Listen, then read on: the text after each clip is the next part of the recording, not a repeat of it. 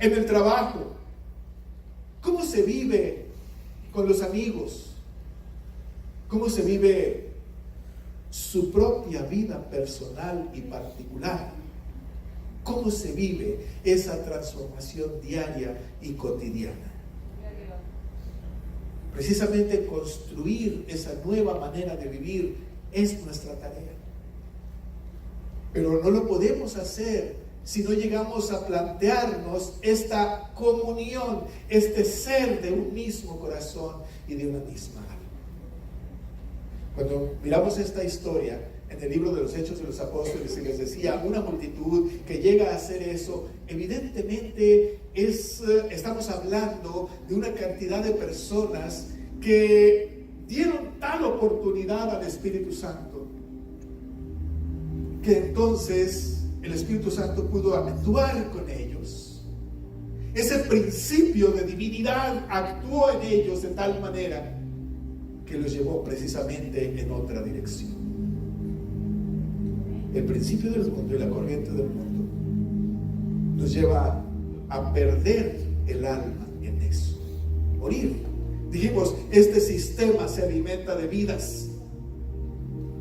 Ustedes van a ver cualquier acontecimiento político o económico, cuesta una cantidad de vidas. Pero el rescate no es que se alimenta de vida, sino que da vida, produce vida.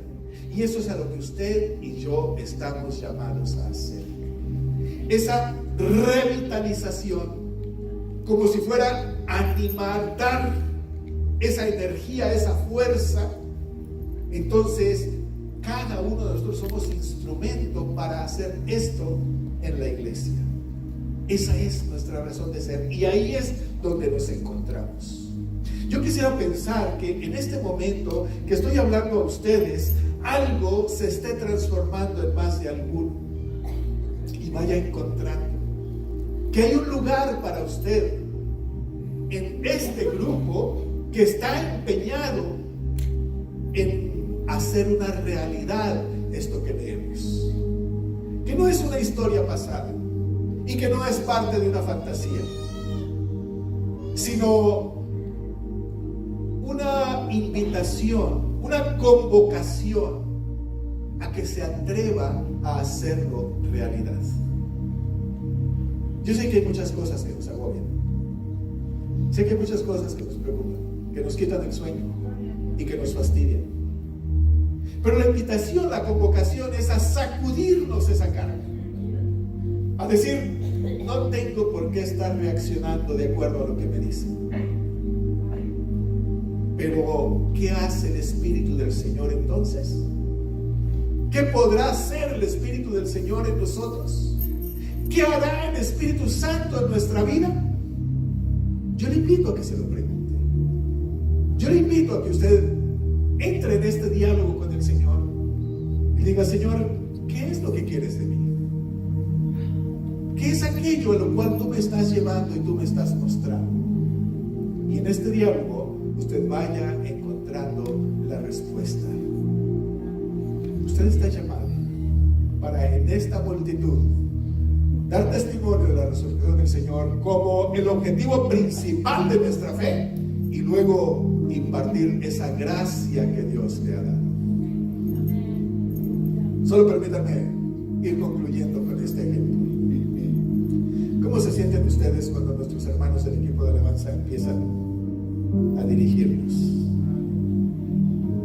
Y que el sonido de los instrumentos y la voz y la palabra va llegando a nosotros y nos lleva a otro nivel, nos lleva a otro pensamiento y nos va conduciendo a esto. Haga de cuenta que usted es un músico, que usted es el cantante, y que ahí en su lugar, alrededor de usted va llevando a la persona a otro nivel. ¿No será tiempo de sacudirnos nuestras cargas? ¿No será tiempo de ir poniendo nuestra mente y nuestro corazón en otra dirección? ¿Qué les parece si le pedimos al Señor? Y le decimos, ya es tiempo, Señor, ya es tiempo. Si esta palabra es cierto, Señor, entonces responde, por favor. quiero ser ese instrumento de bendición. El Espíritu del Señor sería muy difícil darnos cuenta por nosotros mismos de algo. No es imposible. Cualquier persona que tenga una mentalidad analítica sabrá de los intereses, sabrá de las influencias y todo eso.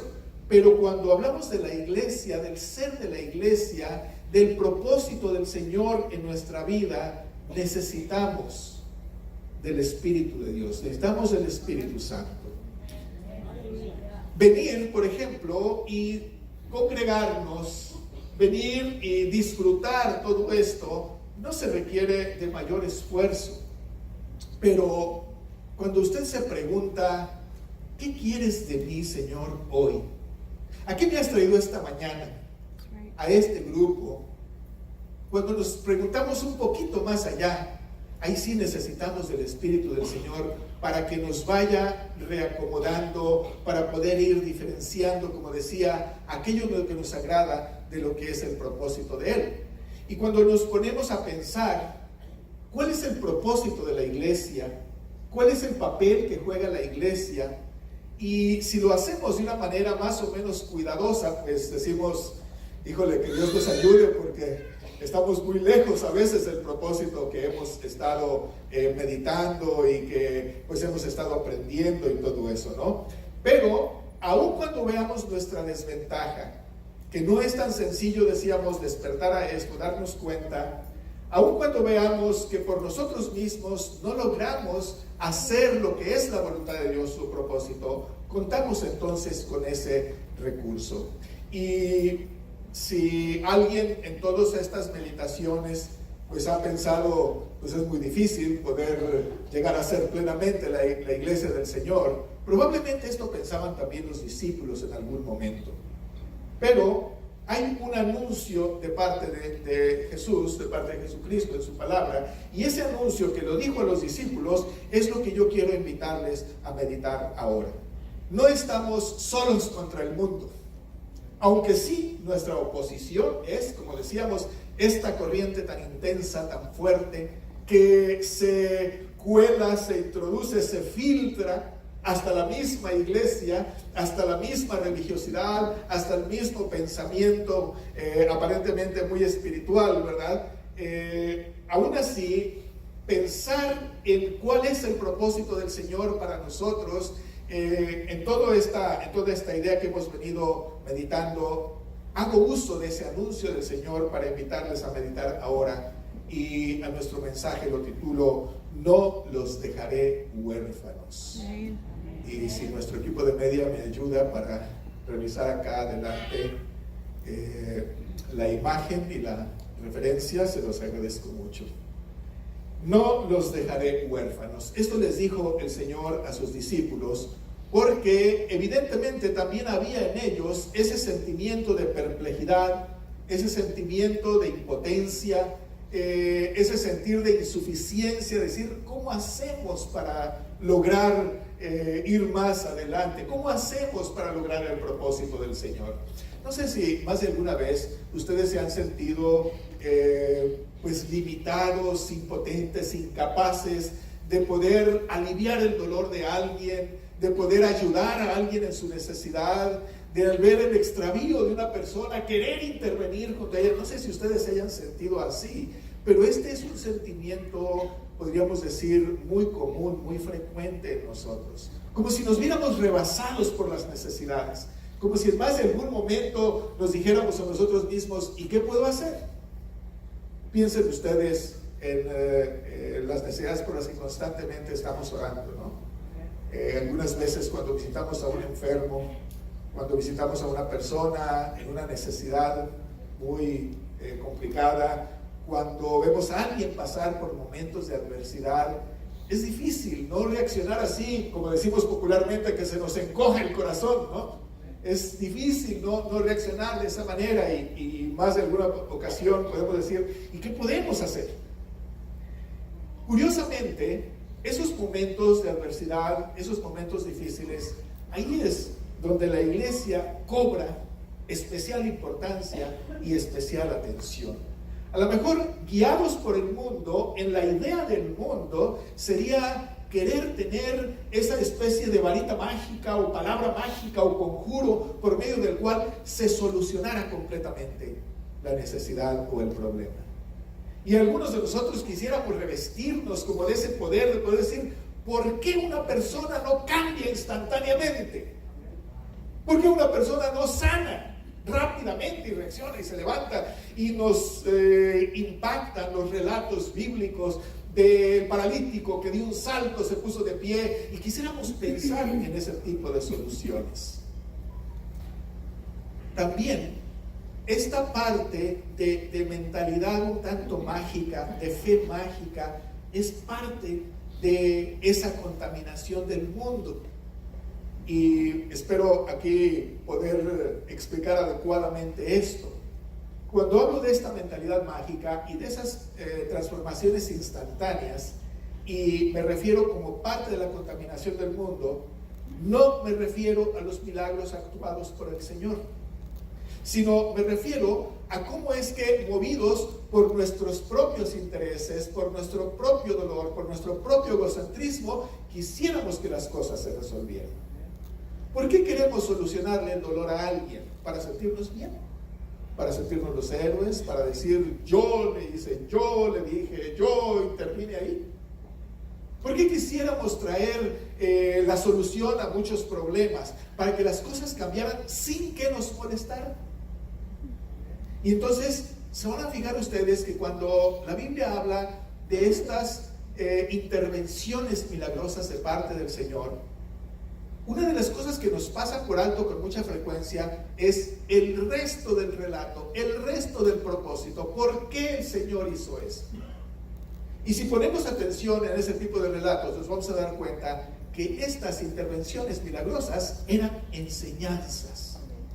No eran solamente el acto por el acto mismo.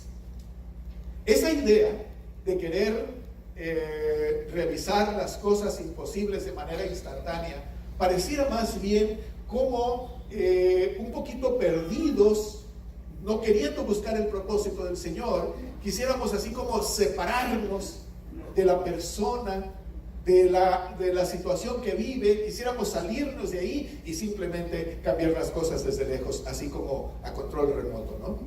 Pero pareciera ser que la palabra del Señor nos lleva más bien a relacionarnos con la persona, a encarnar en la persona.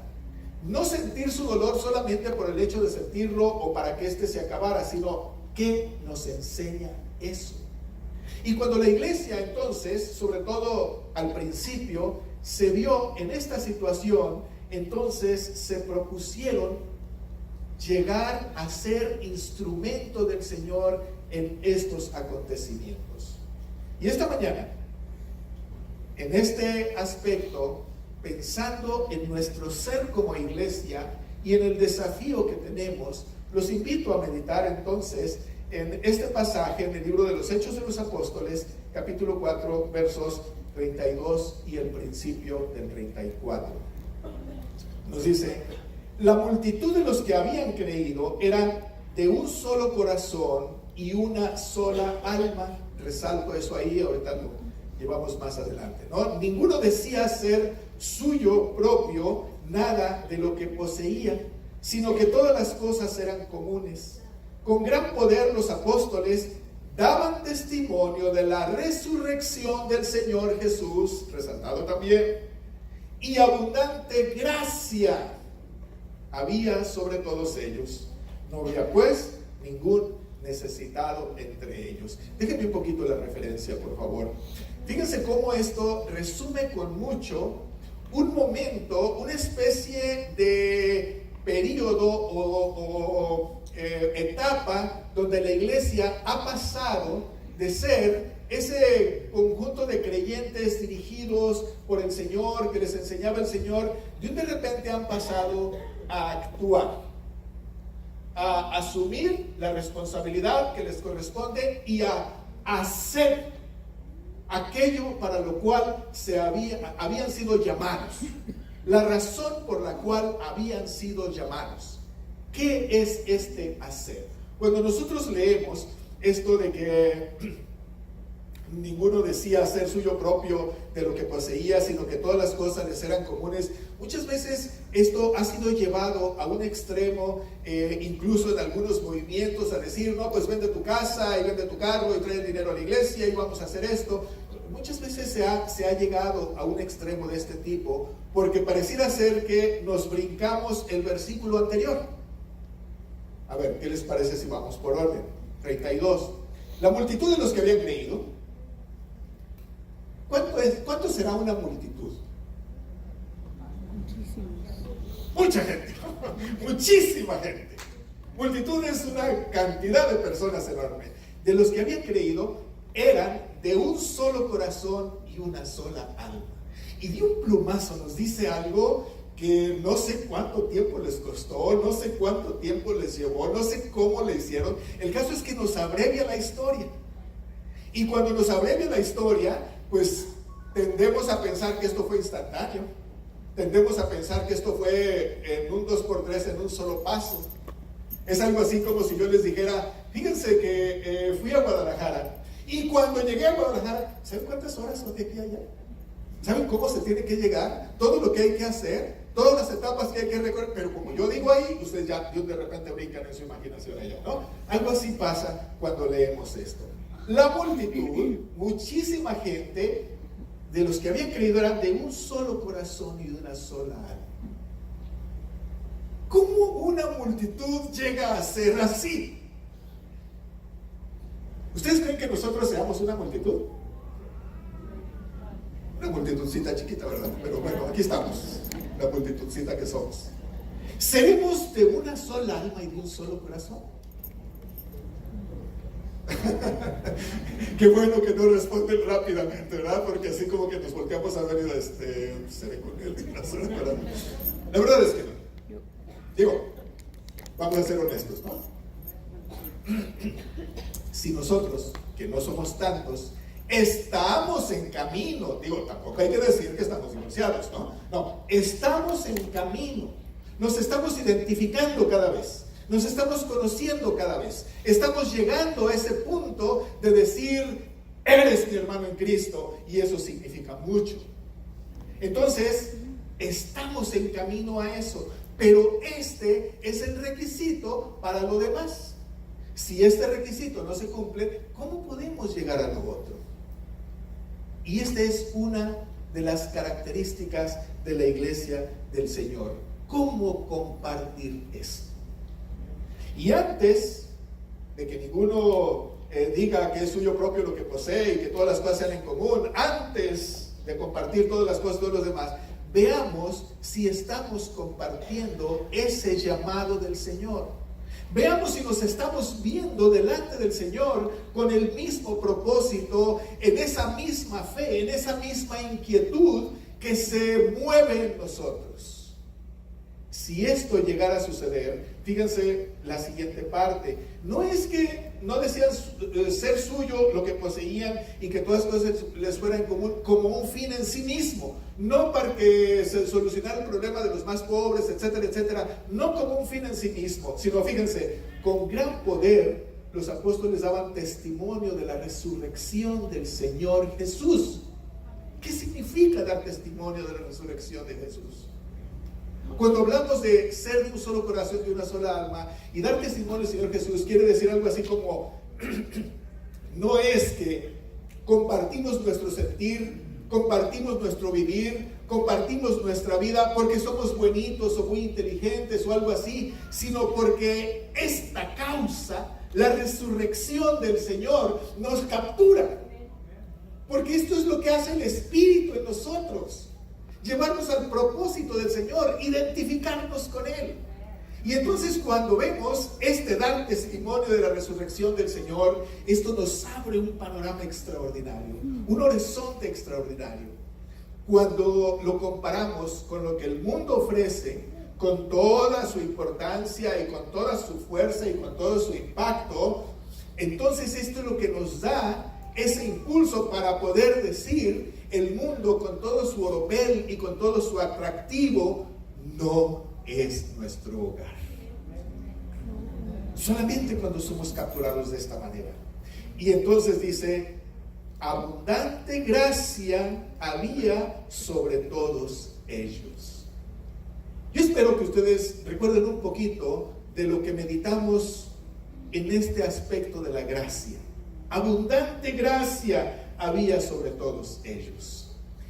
Cuando llegamos a este punto, creo que aquí está como uno de los aspectos finales o de los aspectos de conclusión de por qué se iba avanzando de esa manera. Nada más a forma de recordatorio, les digo, cuando meditamos en la gracia, dijimos que era una virtud, un poder extraordinario de parte de Dios. Y si ustedes se acuerdan, lo ilustramos con aquella historia de la mitología griega de este personaje que se llamaba Midas, y que en una ocasión, por un buen comportamiento, uno de los dioses le concede una cualidad o característica especial de que todo lo que tocaba lo convertía en oro.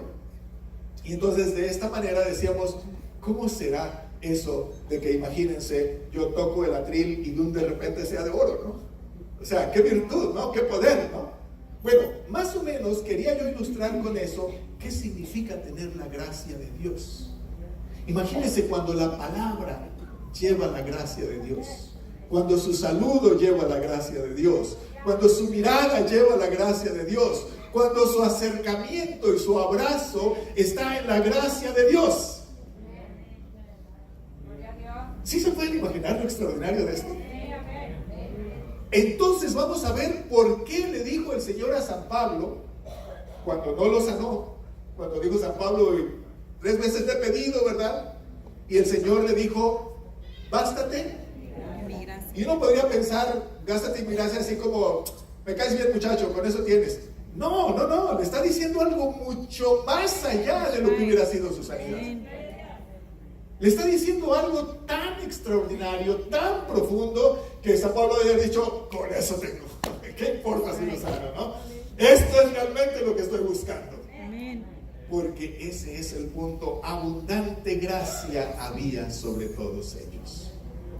Y la razón de invitarlos a meditar en esto, a leer esta palabra y disfrutarla, no es simplemente para que pasemos un momento bonito y nos emocionemos, sino para decirles, ustedes y yo estamos llamados a eso. Estamos llamados, primero, a ser de un solo corazón y de una sola alma. Y si la palabra corazón nos habla de ese interior, de esa esencia en nosotros, de esa profundidad de nuestro ser, y la palabra alma habla de nuestra vida, es así como una redundancia, ¿no? Como hablar de lo mismo. Imagínense cuando nosotros compartamos realmente lo que somos unos con otros. Cuando realmente podamos estar aquí, no nada más en cuanto a nuestro cuerpo y no nada más identificarnos en cuanto a nuestra apariencia, sino nuestro ser. ¿Quién es usted?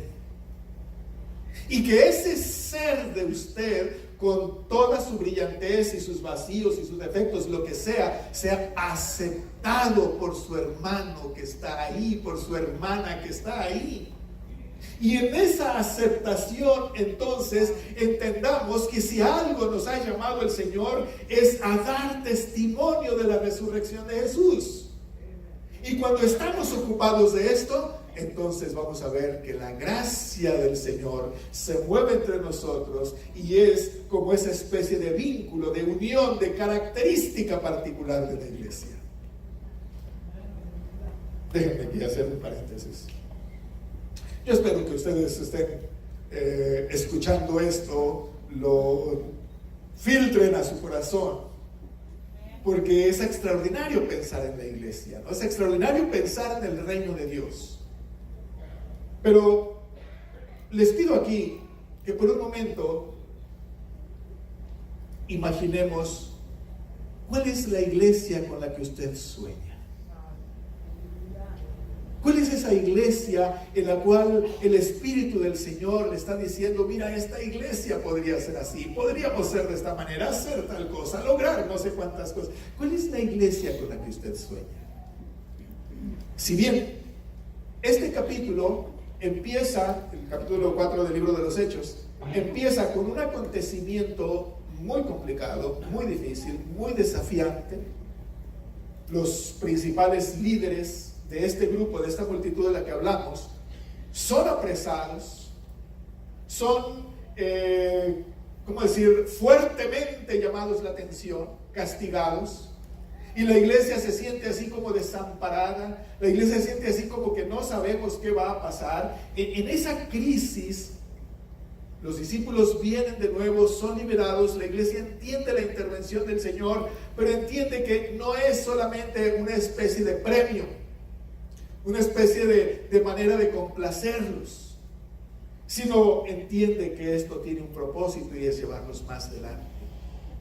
Y cuando yo les hablo de la iglesia que soñamos, es algo así como decir, ya es tiempo de que cada uno de nosotros vaya adquiriendo ese carácter especial y extraordinario al cual el Señor le llama.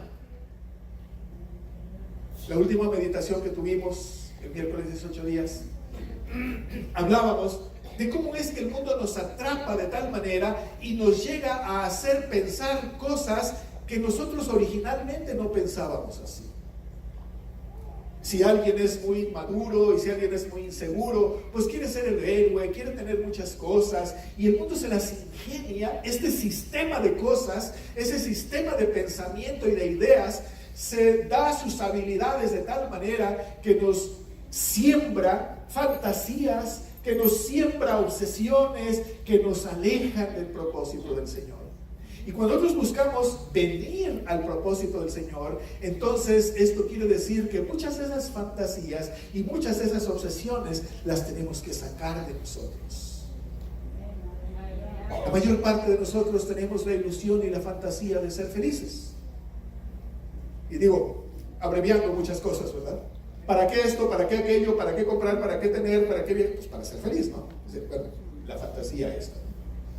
Y esa la ciframos en términos de deleite, aquello que me deleite, aquello que me complazca, aquello que me haga sentir bien conmigo mismo o con los demás, desde la fama, el prestigio, bueno, quién sabe cuántas cosas, ¿no?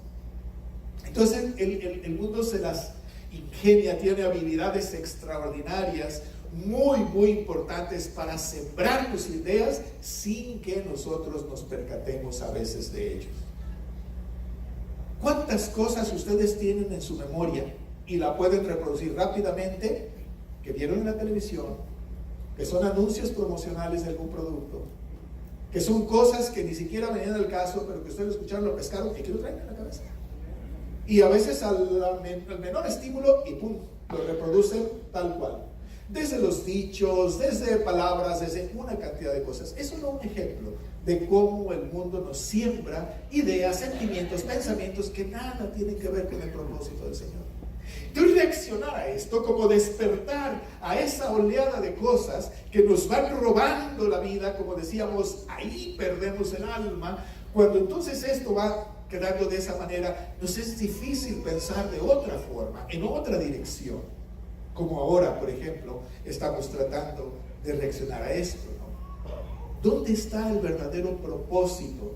Alguna vez, recuerdo, meditamos aquí sobre esta palabra de bienaventuranza, ¿no?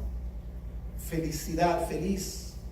Y como decíamos, como lo pone la palabra de Dios, pareciera ser totalmente opuesto a lo que el mundo nos ha enseñado. Y entonces, en esa tarea de ir desglosando esa carga que el mundo ha puesto en nosotros, que ese sistema de creencias ha puesto en nosotros, y ir yendo en otra dirección, ir cambiando la dirección de nuestra vida, es a lo que llamamos conversión. La palabra conversión tiene que ver con cambiar de dirección. La palabra conversión tiene que ver con quitar una cosa y poner otra. Entonces, en esa conversión de nuestro pensamiento, en esa conversión de nuestra vida, vamos buscando qué es aquello para lo cual el Señor nos ha llamado. Cuando vamos buscando eso para lo cual el Señor nos ha llamado, vamos a encontrar acontecimientos, vamos a encontrar cosas que ocurren con nosotros, pero que tal vez no nos habíamos dado cuenta de que aquí está eso que llamamos felicidad, que no es en términos del mundo, que no es el placer, que no es el deleite, pero que es un sentido de plenitud extraordinario. Abundante gracia había sobre todos ellos. Esa gracia no es gratuita, no es simplemente porque ellos quisieron y de repente se derramó en ellos. Podríamos decir, fueron transformándose hasta darse cuenta que eran instrumentos del Señor para esto. Ese cambio en nuestra manera de pensar tiene sus costos, tiene sus retos. No es también algo que somos muy dóciles. Yo admiro a las personas que nos comparten testimonios y nos hablan de cómo fueron extraordinariamente dóciles. Admiro a esas personas. Yo quisiera ser como ellos. A veces siento que yo no he sido tan dócil y que en muchos aspectos de mi vida el Señor me ha traído así como de las orejas, ¿verdad? Y bueno, aquí. Y no sé si a alguno de ustedes le jalaron las orejas de chico, pero no se siente muy agradable, ¿verdad? Es decir, no va uno así como por su voluntad. Pero cuando el Señor nos va acercando, es como si nos dijera, mira, quiero para ti una manera de vivir que ni siquiera te has imaginado. Así que tranquilízate, apréndela. Y cuando nos disponemos a hacer eso, cuando obedecemos a la visión del Señor, entonces descubrimos un panorama muy diferente. A lo mejor no es tan con tantas lucecitas y adornitos como el sistema del mundo nos ha enseñado a pensar. Pero aquí hay, ¿cómo dice el Salmo en su conclusión? Porque aquí hay bendición y vida eterna. Ahí es donde nuestra alma encuentra verdaderamente su lugar. Ahí es donde está nuestra realización como personas.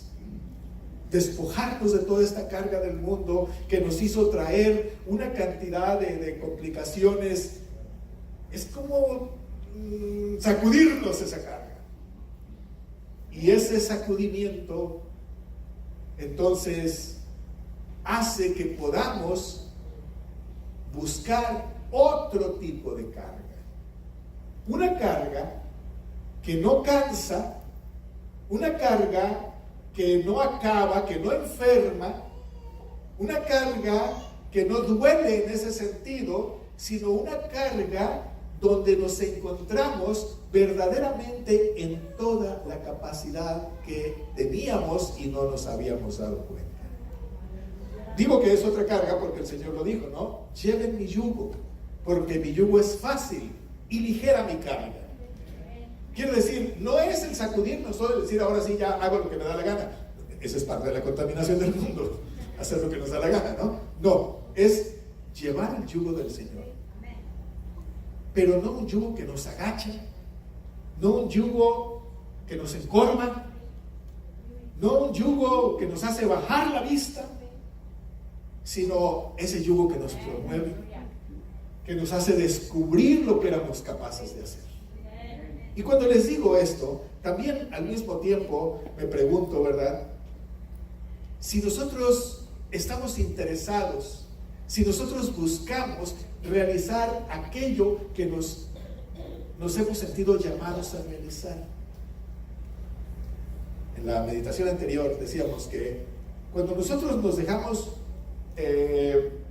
¿cómo diríamos?, contaminar con el espíritu del mundo, entonces logramos nuestros propósitos y ya lo hicimos, ¿verdad? Pero guiados por el propósito del Señor, estamos encontrando que ese propósito, más que ser dirigido a nosotros mismos, que sí lo es, está dirigido hacia ese servicio y hacia esa relación transformadora unos con otros, donde la iglesia va tomando su verdadera manera de ser. Déjenme ver si puedo poner esto de una forma un poquito más práctica, ¿no? ¿De qué manera es de bendición usted? No lo sé, yo le invito a que se lo pregunte. Porque usted ha sido llamado a ser instrumento de bendición. Y en la medida que lo va logrando, va descubriendo algo en usted mismo.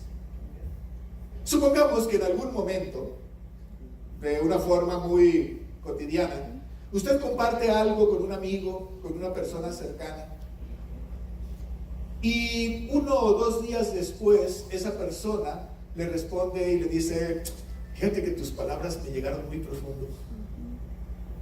Y la verdad es que me inquietaron tanto y he estado pensando en lo que me dijiste, y lo estoy diciendo, ay, ya se me olvidó, ¿qué le dije? ¿Qué fue tan profundo?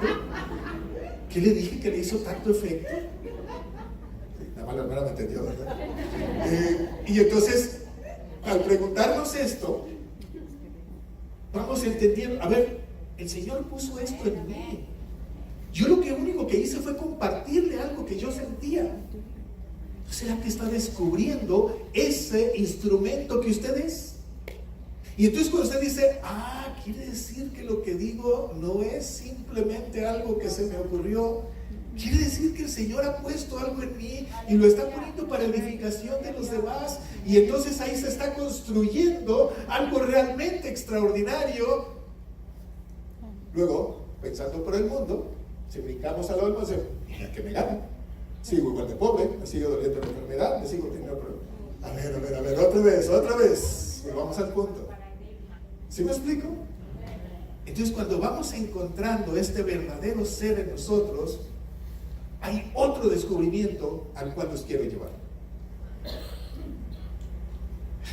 Me dicen mis discípulos después de la clase, fue mucha información para mí por ahora, ¿verdad? Espero que no sea esta mucha información para todos ahora. ¿Sí estamos más o menos acomodando todo esto? Miren, hay algo más todavía. Y lo que quiero simplemente es dejarlos inquietos. Dejarlos inquietos para que ustedes vayan encontrando ese objetivo, esa razón de ser por la cual el Señor les ha llamado, por lo cual están aquí. Y es la referencia del Evangelio según San Juan, capítulo 14, versos 12, 13 y 14, ¿no? Miren, lean. De cierto os digo, son palabras del Señor, el que en mí cree, las obras que yo hago, él las hará también, y aún mayores hará, porque yo voy al Padre. Amén. Si aquí nos quedáramos está bien, ¿verdad? Y todo lo que pidieron al Padre en mi nombre, lo haré para que el Padre sea glorificado en el Hijo. Si algo pidieres en mi nombre, yo lo haré. Amén. Miren, me llamó mucho la atención esta que pongo subrayado en el 12. Y aún mayores hará. A ver, ya, quítenlo porque no nos distraiga mucho, ¿verdad? ¿Qué tan portentosas, extraordinarias fueron las obras del Señor Jesús? ¿Qué tan portentosas? ¿Qué tan extraordinarias?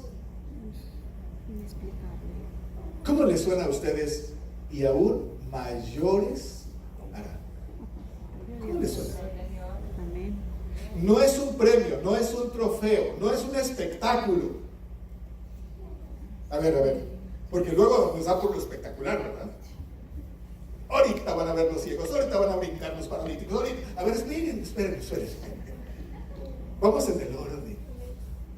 Ser de un solo corazón, ser de una sola alma, dar testimonio de la resurrección de Jesús. Y que haya en nosotros abundante gracia. Si venimos en esta acción progresiva, entonces vamos a darnos cuenta que esta es una promesa del Señor. Futuro, una promesa. Esa es una promesa, como la mayor parte de las promesas, que nos pueden sonar accesibles, que nos pueden sonar cercanas, o puede ser una promesa que puede parecer muy lejana. ¿Sí? Cuando nos casamos los maridos y las mujeres, ¿verdad?, prometimos amarnos toda la vida. Me encanta la reacción de la hermana. Como si estoy dialogando con ella, ¿no? Así. Porque esas promesas, no sé, pero creo que más de alguno debe ver muy lejana, ¿verdad?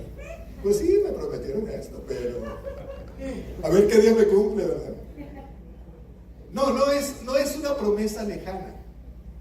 Es una promesa que puede ser una realidad aquí y ahora, pero que tiene su procedimiento. No es que brincamos y saltamos y de repente hacemos las cosas, sino otra vez, vamos por el principio. ¿Cómo llegamos a ser de un solo corazón y de una sola alma? ¿Cómo llegamos a involucrarnos en dar ese testimonio de la resurrección de Jesús? Y bueno, la palabra testimonio tiene una connotación muy complicada y muy dolorosa, muy cara. La palabra testimonio, testigo, está muy emparentada al martirio, está muy emparentada a la complicación, aquello por lo cual daríamos la vida. Entonces, cuando hay algo por lo cual nosotros daríamos la vida, entonces somos testigos de eso. Algo así de caro, algo así de valioso para nosotros.